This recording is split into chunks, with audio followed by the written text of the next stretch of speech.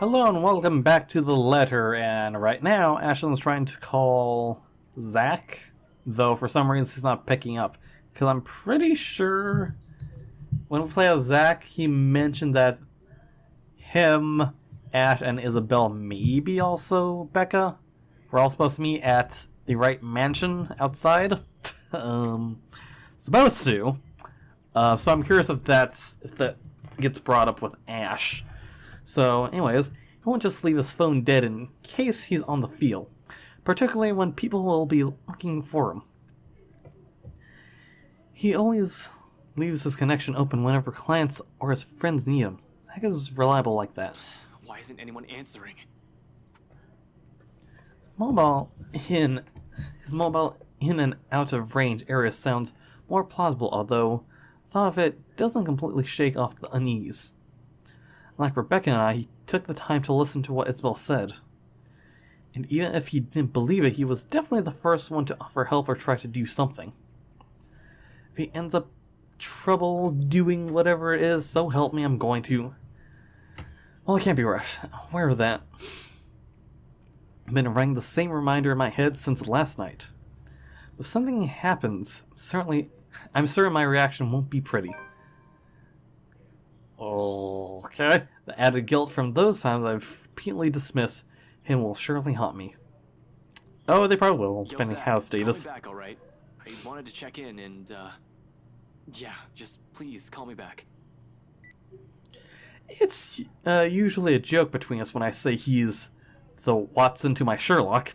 I don't see him as some assistant to put aside until he's needed. Some people like to believe, though.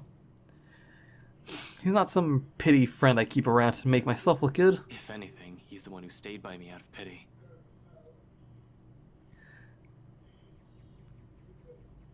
I kind of feel like that's how Sherlock and Watson is like anyways. So Zack's the one who puts up with me most of the time, even when he doesn't need to. It's not a case of cool cop who helped out a minority. In truth, I was a hard-headed, hot-tempered, and reckless rookie up until I met him. It wasn't anything sudden.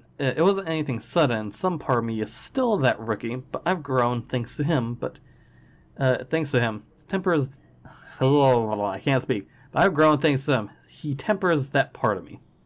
Considering how our first impression went, he stuck around. Becca and I may have spent a lot of years together as children, but Zack, it's probably the closest thing I'll call to a best friend. Though it's more than that. A camaraderie no words can express. He has my back and I always have his. He's a brother I've never had the luck of ever having. Only child and all. And I have every reason to worry about my brother. Becca's neighbor did say she went out to meet someone with specific names. If I'm wrong and she's not the Professor Clark, then maybe it's with Zack. They've been close. Oh, let me see. How close are they? They're right.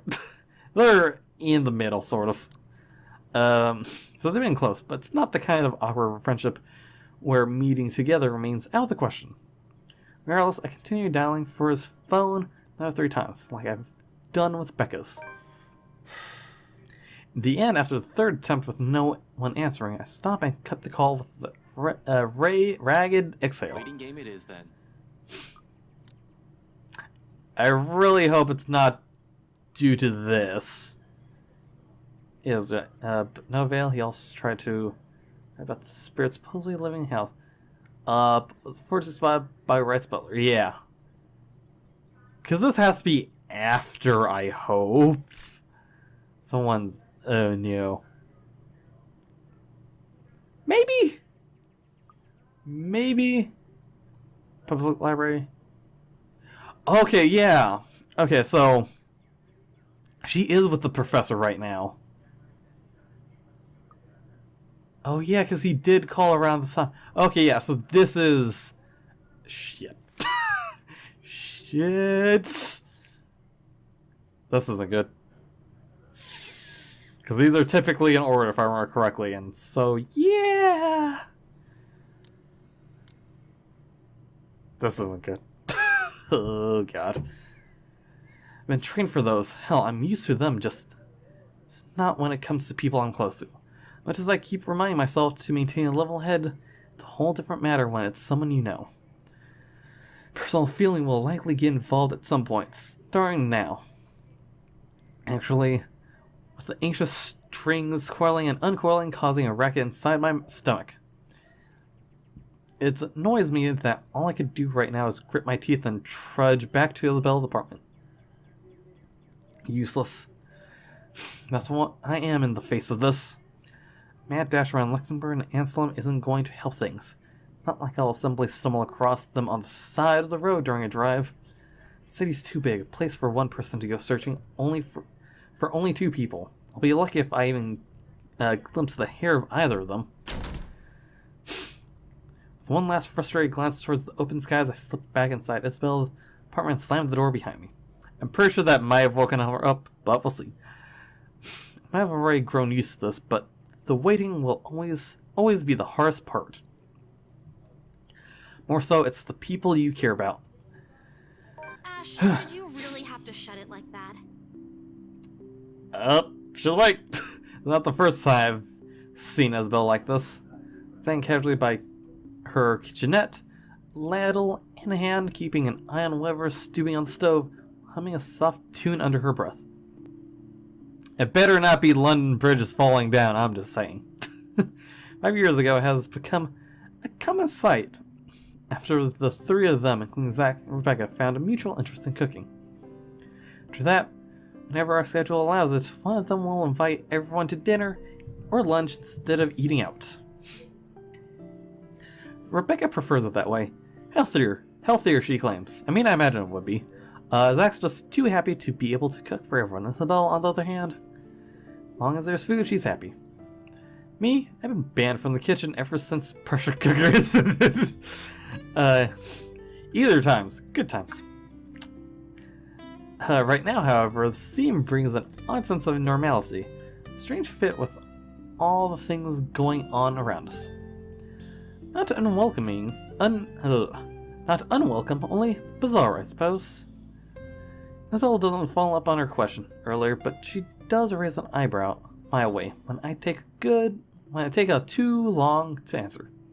For that, I only offer a casual shrug in response and a short answer. I've checked with Zack and Rebecca. I'm just waiting to hear back from them.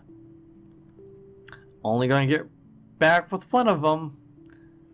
Though at the same time, I'm just really hoping there's a chance with the Zack, because he wakes up at night on this day, so... Because it was like morning and then he wakes up at night. So I'm still curious. I'm just hoping there's a chance I can redeem myself from accidentally killing him, so I'll add an equip or two for her. The timing for a joke isn't off, or doing so won't be inappropriate. I don't want to alarm her either. There's no reason to, yet. Until I received an answer from Rebecca or Zack, whichever comes first. Nevertheless, it's clear she has plenty of questions. It's right there in subtle creases between her eyebrows. Inquisitive gleam in her eyes. Curious as she is, though, she decides against voicing all of her questions out. Then she shifts her attention back to the stove and gestures vaguely with her hand in the couch's direction. Well, if we're going to wait for them, don't stand around there. It's getting distracting. You're just cooking. How am I distracting? I don't know. Something might explode again, maybe. Zack's kitchen ban for you is also in effect here, you know. Now shoo, go. Stop hovering. You'll ruin the food. I'll be done here soon. She leaves no room for an argument by swatting the ladle at me, and just like that, I've been kicked out of the kitchen.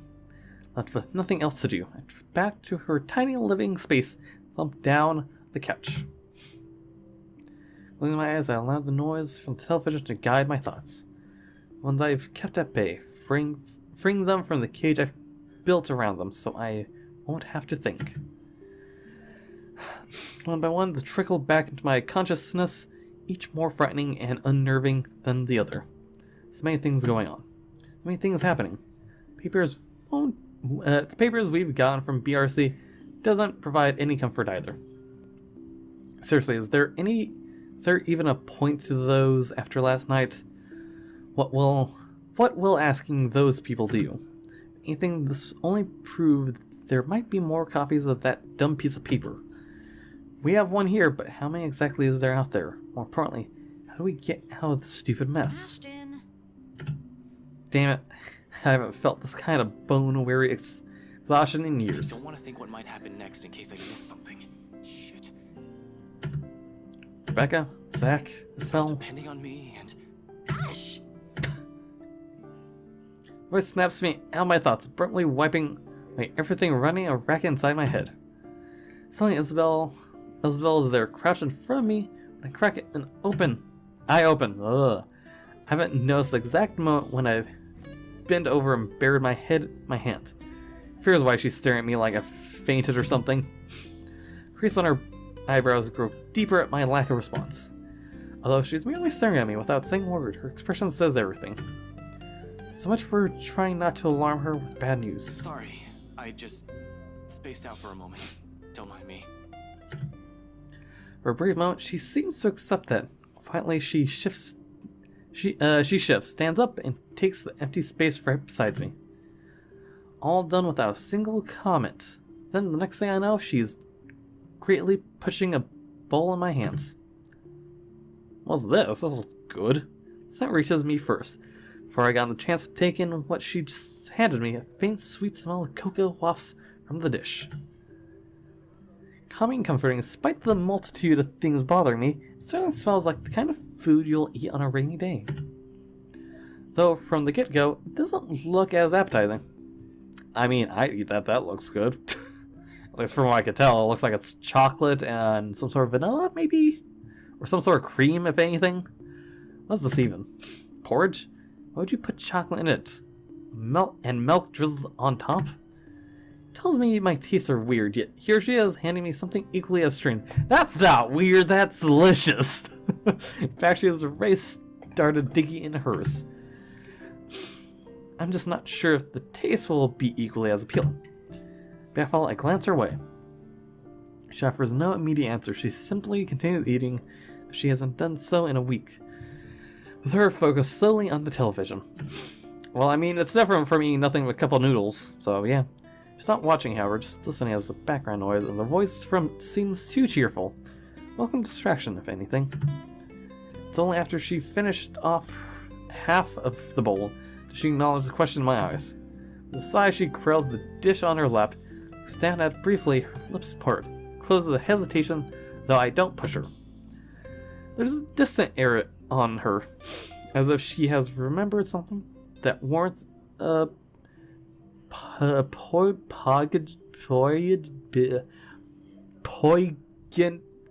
thought.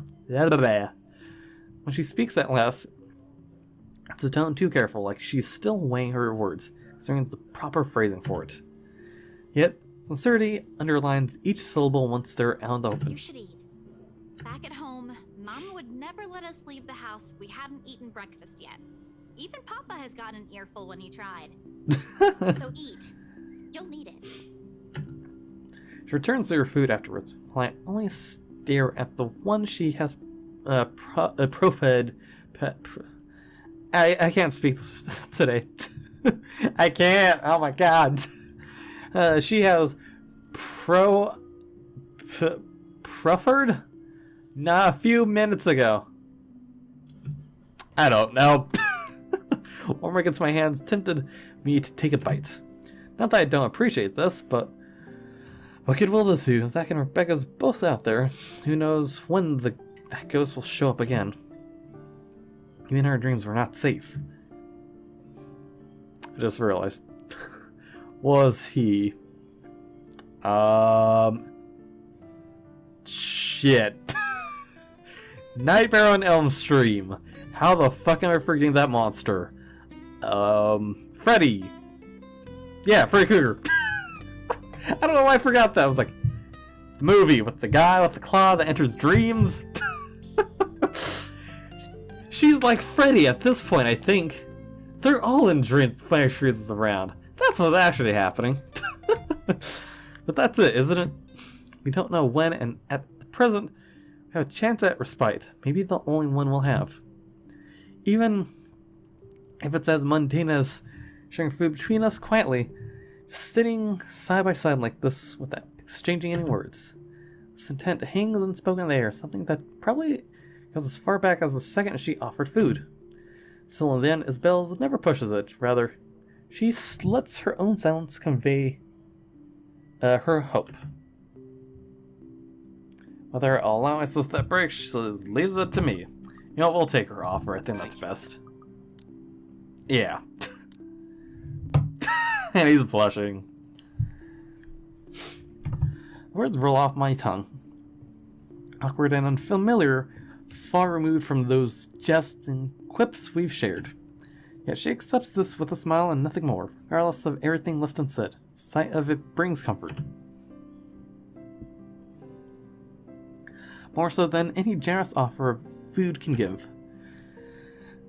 Though we both lapse into silence after, as we finish our food, there's ease in it. In the muffled sound of Luxembourg filtering in the room into the room.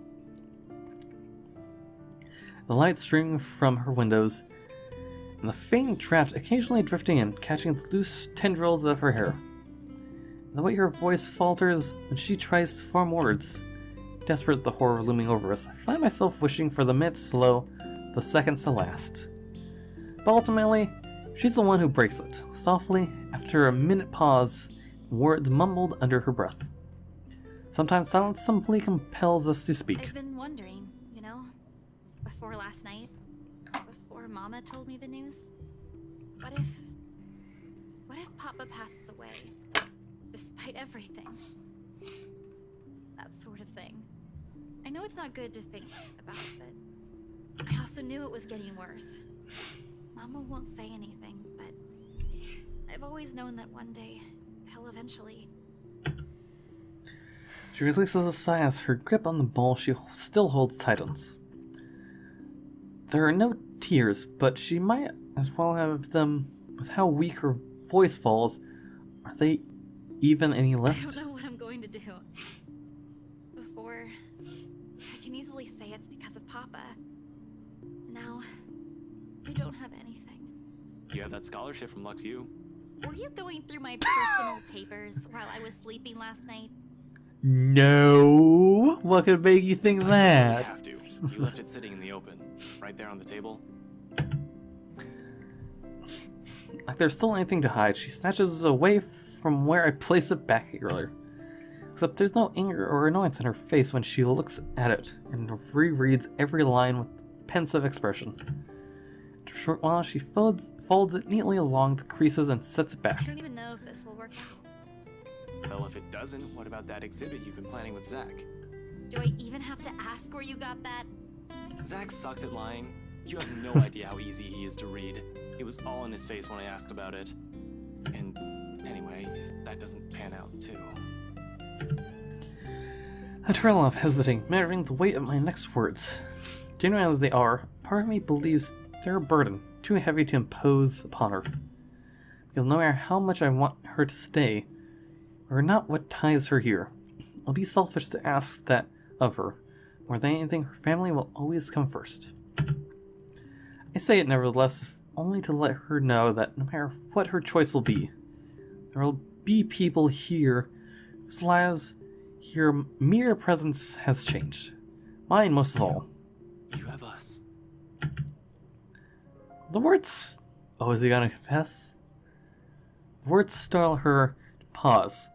Slowly she turns to me, her eyes wide, spleefed all over her face. Why'd that update? Is it just them eating? Yeah, it's just them eating. Okay. So before regret forces an apology upon my throat, expression dissolves something I can't quite place. Something distinctly softer, more tender. Familiar, almost in the same manner she glanced at me years ago, that day at the bridge. However, I don't get the chance to figure out what it all means for her. That broke the situation. Or the moment. All of a sudden, my ringtone breaks the moment. Yep. Just as fast, both our attentions shift towards the source.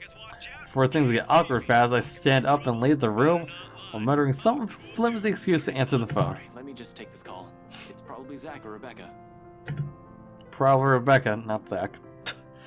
Really, I know we're in a pinch, but their timing can't get any worse. Oh no. Unrelated frustration aside, once I step out of the room and accept the call, the stone that has been stuck in my stomach simultaneously lodged itself up my throat. The person on the other side of the line isn't who I'm expecting. Right, it's Officer Renz over at the precinct. Oh. Oh, yeah, bring me donuts to keep an eye out for you and shit. Oh, yeah, right, Renz, what's up? You've, never called me through this line before. Is this something urgent? Yeah, kinda. Something came up this morning. You know the big guy? Your, buddy? Oh. The bloke Benjamin saw drop by here a few days ago. Big guy. About 6 feet tall. Zack? I don't feel too good about this. Neither do I. Please don't tell us it's something bad. Him, Zachary Steele, I think. What about him? He's been detained and Wait, What do you mean he's been detained? they brought him in this morning. That's not what I asked. What are the charges? I don't know. Not my division. I'm not really supposed to be on the phone right now, but I thought you want to know. Anyway, I gotta go. If you want to see him, just drop by. Not sure how that'll work, though.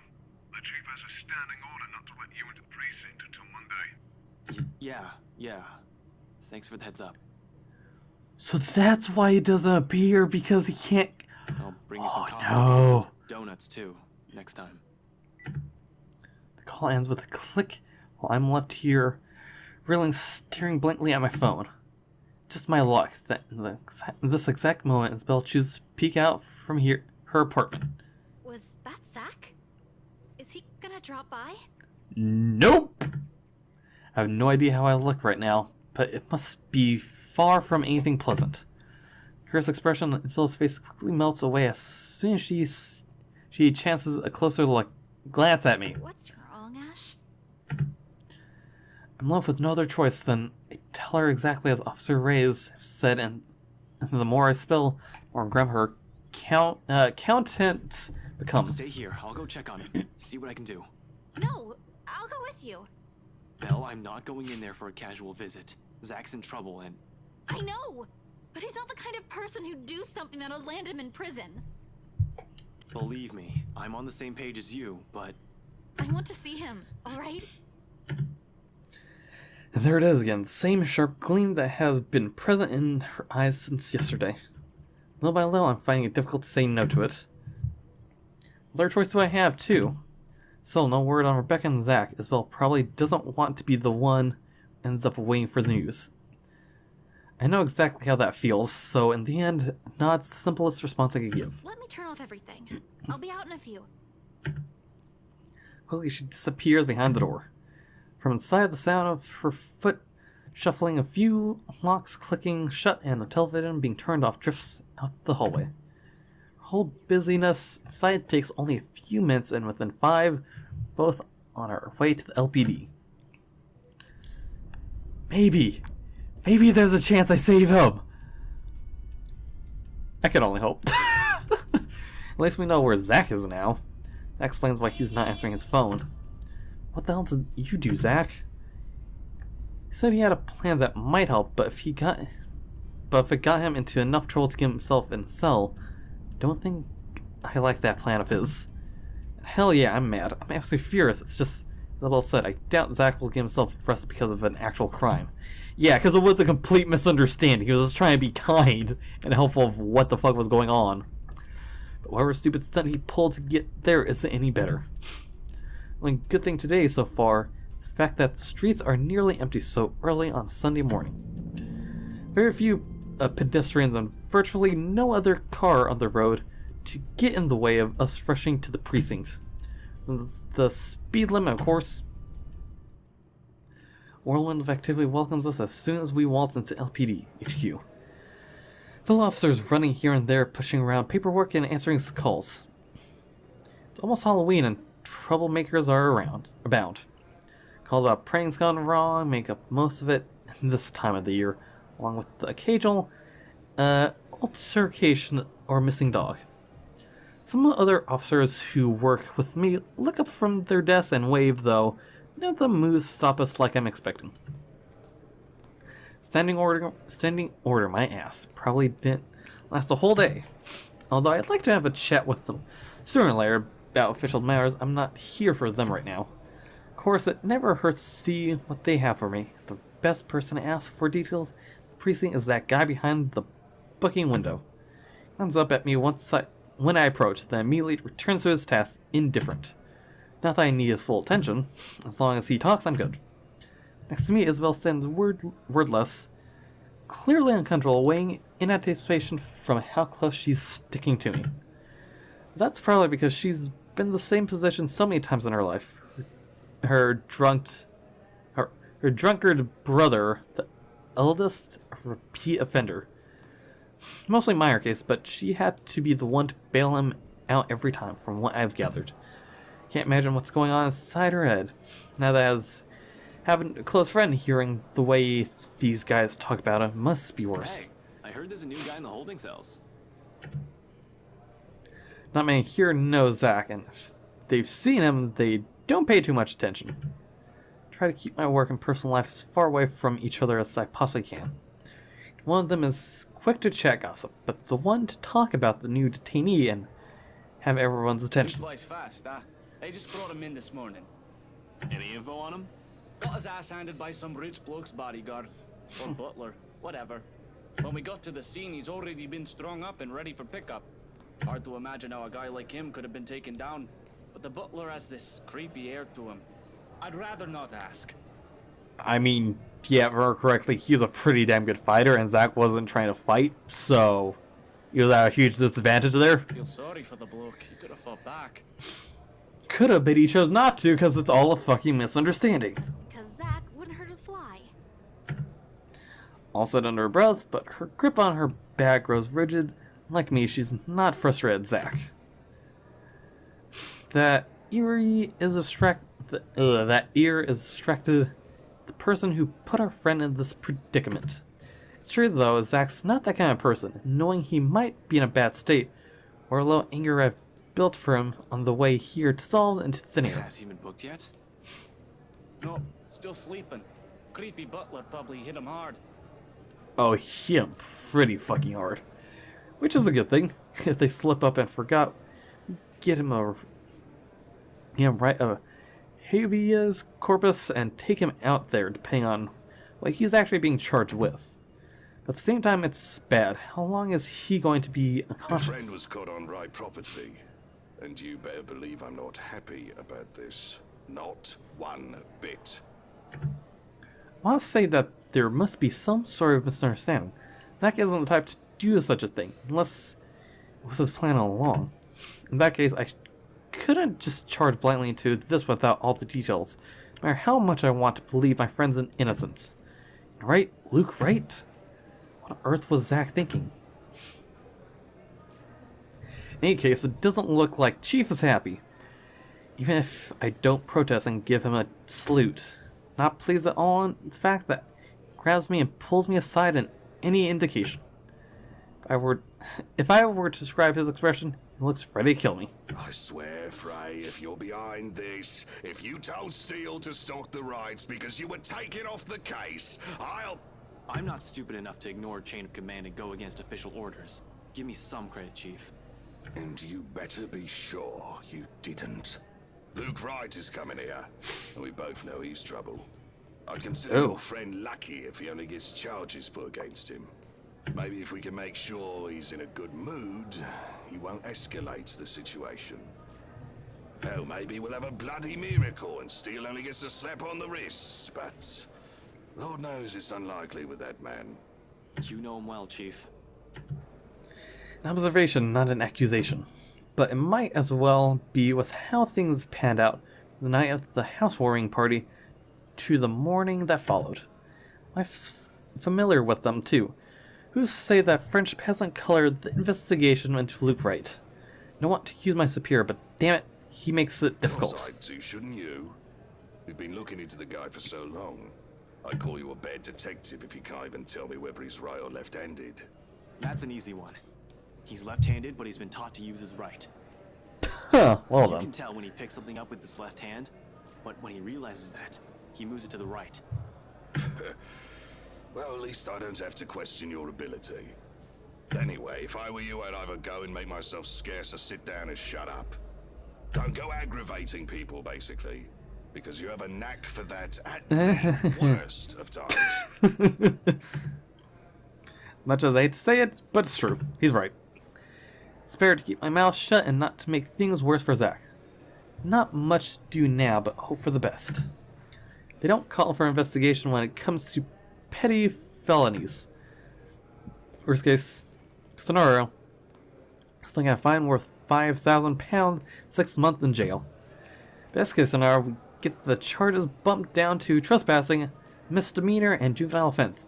He'll be given probation and will be charged for re-situation. At this point, those seem to be the most likely outcome. I don't see how he could have been framed for breaking and entering unless he was taken to somebody's property against his will. Even in my head, that sounds I unlikely. don't know what you're talking about, sir. I think I'm a delight to be around. Tell that to my blood pressure pills. Anyway, let me handle him, alright? Oh, and here's Luke. Right. Actually, before we continue, yeah, I think I recorded enough. So, let me end the video here. So, if you guys enjoyed the video, go with the like button. And if you want to see how this is going to play out, maybe go with the subscribe button to be notified of anything I do. And if you got anything to say in the comments below, and I'll see you guys in the next video. Comrades?